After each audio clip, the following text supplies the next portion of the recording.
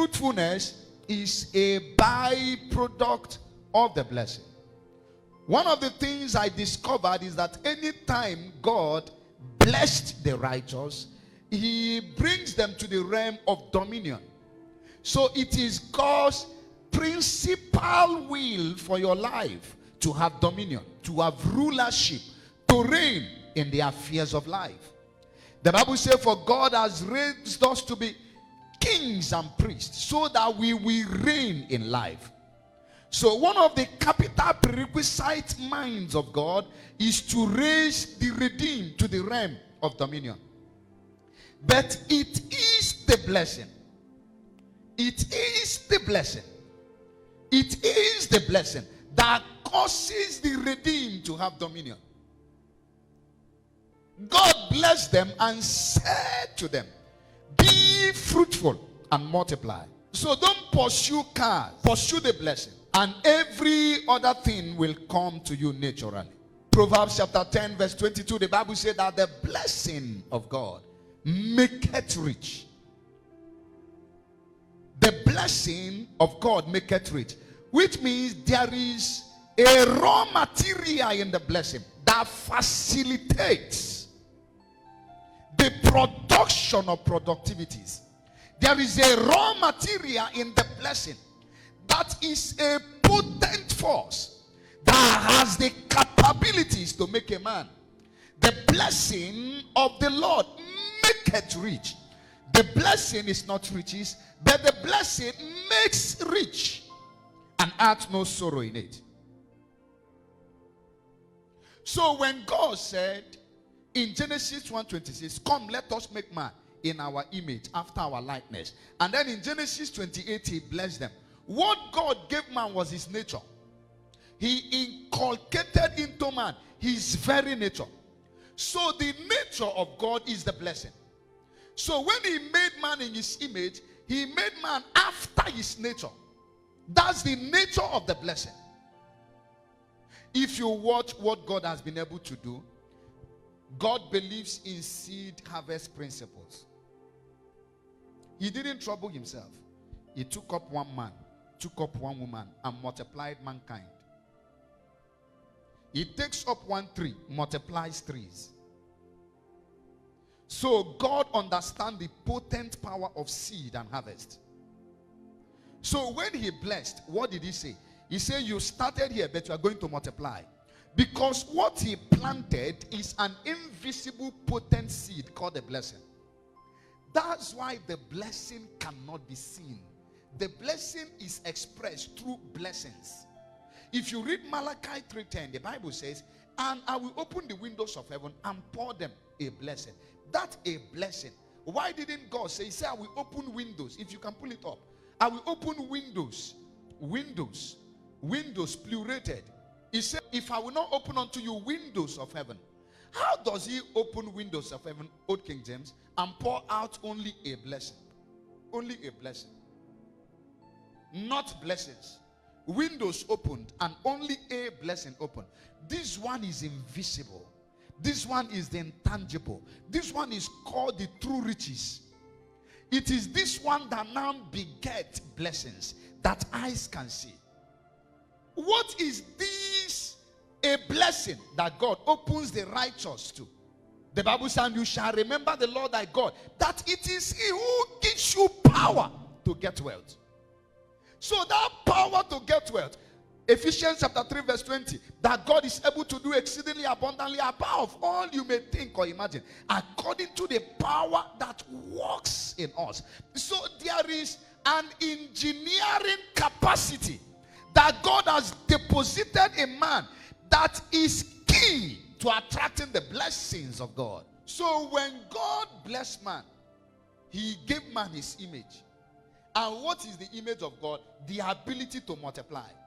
Anything that cannot multiply, it's not in his image.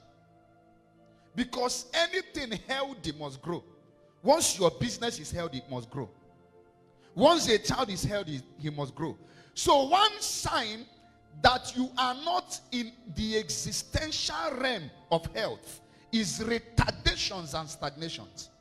And God is not behind retardations.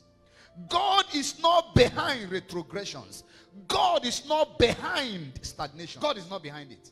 If your business is not growing, then it does not have the signature of God. Don't say it is God's will. Anything that is God's will must multiply.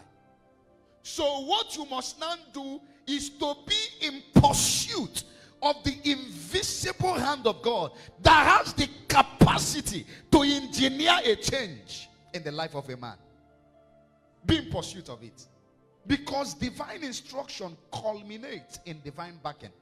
When God instructs, he backs. He said, let us go over to the other side. And he was in the ship with them. Because anytime God instructs, he backs up what he has bettered. He backs up his instruction. There is something you discover. You are a blessing to your generation. If you sell pure water, you will be a billionaire. If you sell corn, you will have more money than those who have fuel stations. Because do you know what happens?